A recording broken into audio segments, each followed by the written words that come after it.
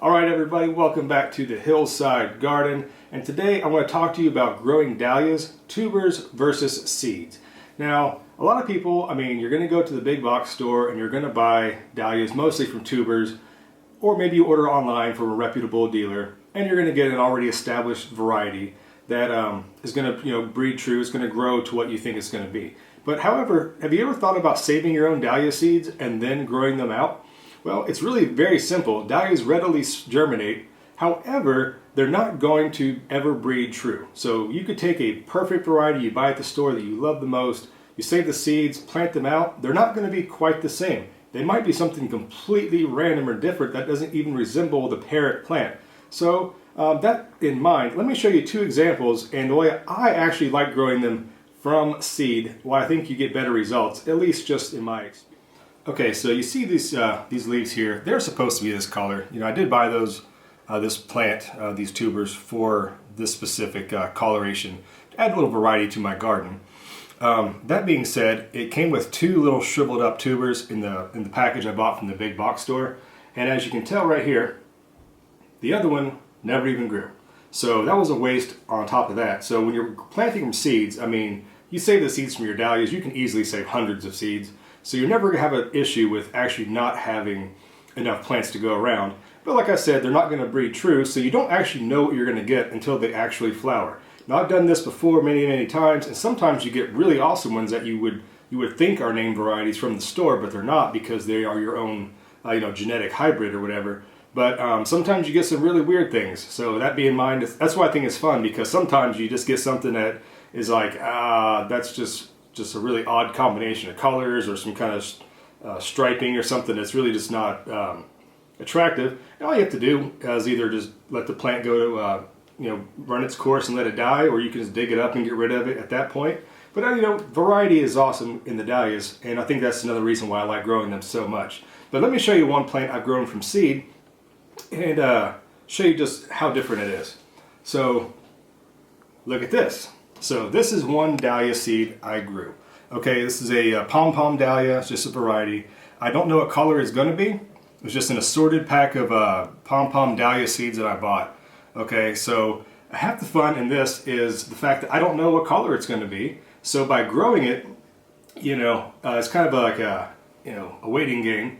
It may be something, like I said, truly awesome. It could be a pinks and purples, yellows, whites. I don't know. And that's kind of a thing that, it's just kind of see what it turns into. But anyhow, look how much healthier this plant is. And I've used no special fertilizer, just regular Pro Mix and a little bit of organic, plant food, nothing off the wall or anything special is done with this. It's been growing in my windowsill and now underneath some grow lights, which you use for starting, tomato seeds or anything else you start inside. Nothing out of the ordinary, and it's grown side by side to this plant.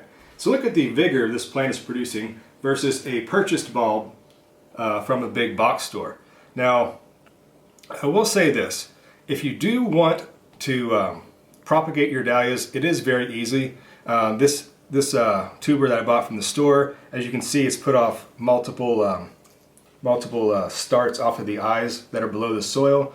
If you wanted to, it would be possible to go in and maybe cut off right here. You could take this off, something about this size. You would cut it there, some rooting hormone, and it can grow into another plant.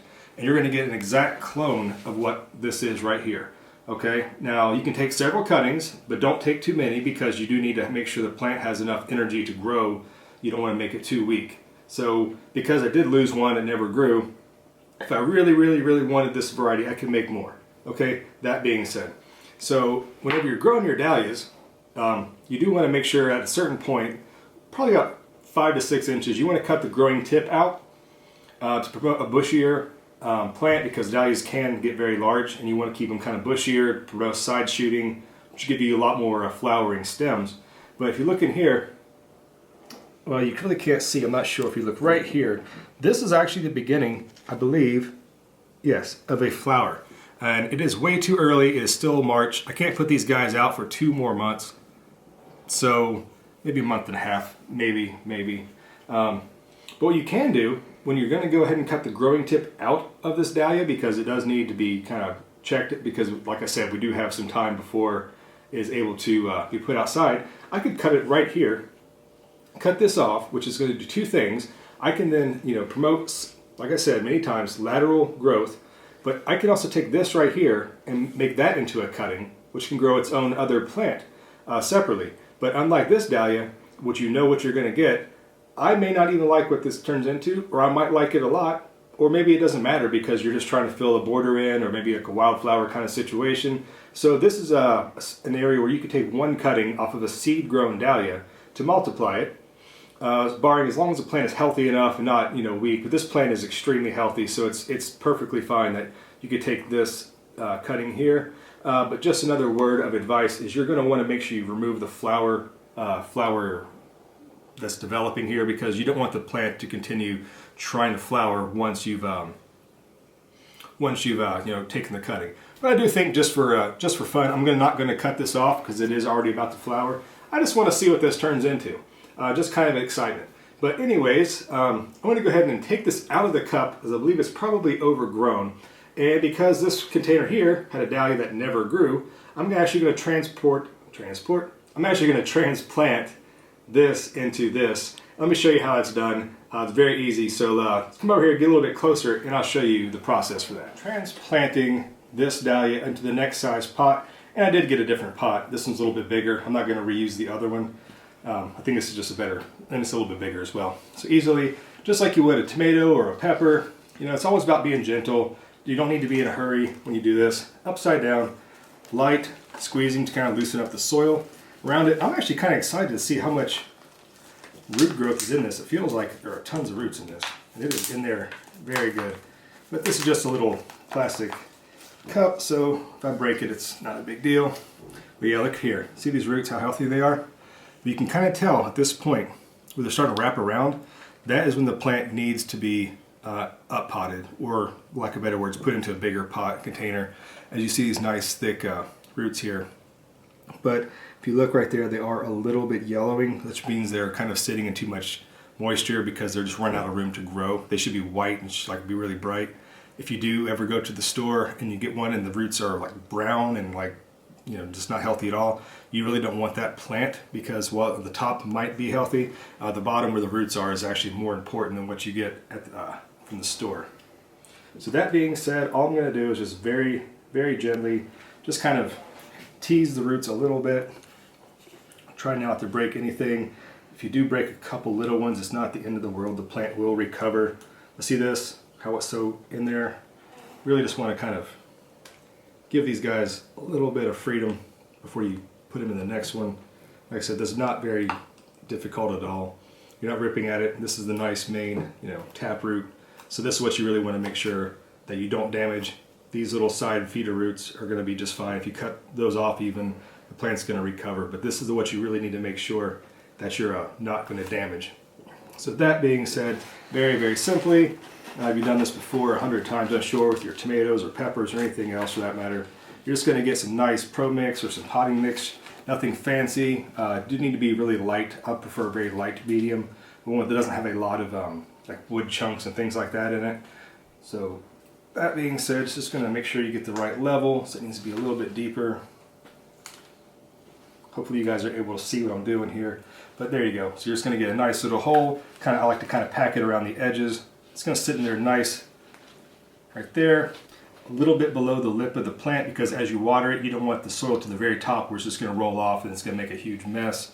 So you do that, then very easily kind of hold one hand to hold the plant in place, and then we're just going to kind of backfill around it. So let me go ahead and do that and show you the finished product. Alright guys, so it's that simple. This is the finished product. You see the dahlias now in its new home right there. The soil's nice and compact around it. Make sure it's in there nice and firm. You don't want the plant to kind of flop over. And like I showed you, I left about an inch from the top of the surface of the soil to the top of the plant. Well, it gives you plenty of room to water without water, going over the sides. So now that I've done this, I'm going to give it a nice drink of water, put it back underneath the grow lights or maybe in another window, very sunny spot, as dahlias prefer full sun. So there's that. And let me show you one last thing before I wrap this thing up. These right here. These are dahlia seeds, okay? And these are all from home saved seeds I grew last year from various varieties. Make sure this year I've actually done a pretty good job of labeling things, which I typically is my weakest thing. I've always forget to label things, and it just gets out of hand. But anyhow, They look very delicate. They need warm. A heating mat is preferred, but not necessary. These had no heating mat on them whatsoever.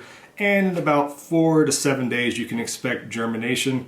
There's a couple spots that there are no germination yet, which may just be because they are home-saved seeds that maybe they're just not going to be as, you're going to get some that just don't germinate. Maybe they weren't quite, viable when you planted them. So that's fine, but as long as you leave the markers on here, you know what to replant. So not a big deal. Not a big deal. So you can go from this right here, these little dahlia seedlings, to an actual dahlia right here that you've grown from seed very easily. And you can see, how easy it is just to grow them into nice healthy plants like this. Or if you want to go the route of going to the big box store and you can get a, maybe healthy, maybe not. I would recommend if you're going to buy dahlia tubers, because there's a certain variety you want or a certain characteristic, I really encourage you to go to maybe a specialty bulb outlet or a online place, a vendor or a farm that specializes in dahlias. That way you're going to get a higher quality than you would from a big box store.